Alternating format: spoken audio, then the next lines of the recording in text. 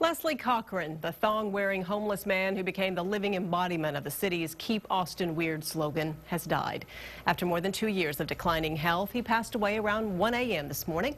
KXAN's David Scott looks back at his life. Leslie Cochran was definitely one to walk to the beat of his own drummer. He once rode a tricycle a year to get to Austin. For a quarter century, he roamed Austin streets, often in a dress or thong. Did you know he served in the Naval Reserve, drove trucks on the West Coast before moving to Colorado? A brief marriage. There's a lot we didn't know about Leslie. He was known as Trapper. He wasn't Leslie yet. He took roadkill and skinned it and cured the meat and did all sorts of things and sold it. He was also a DJ there, too. The first thing I could think of is that he really loves Westerns.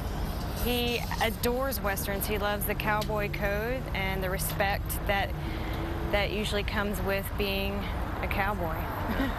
And there were plenty of myths about Leslie. Most people come to me and say that they think he's actually a millionaire. Leslie is not a millionaire. He has never been a millionaire, but he's just a great human being. The cowboy wannabe also wanted to be mayor of Austin. He ran 3 times. His best showing, 2nd place. Some thought Leslie was crazy.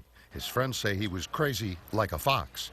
Sometimes the joke was on us. Leslie lived outside of the box and exemplified that, but also spoke to that very passionately, that we take ourselves too seriously, and Leslie, of course, never did. Leslie had his legion of friends and also his detractors. I think it's very polarized. I think people either really love him or they really just either don't like him, or they think, I don't know what they think. I think everyone sees him through different eyes. I think he's seen by many different people. I don't think any 2 people think the same of him, especially if you've ever had a conversation with him. You're going to have your own experience or own opinion. Leslie had a bad motorcycle accident years ago, causing head trauma.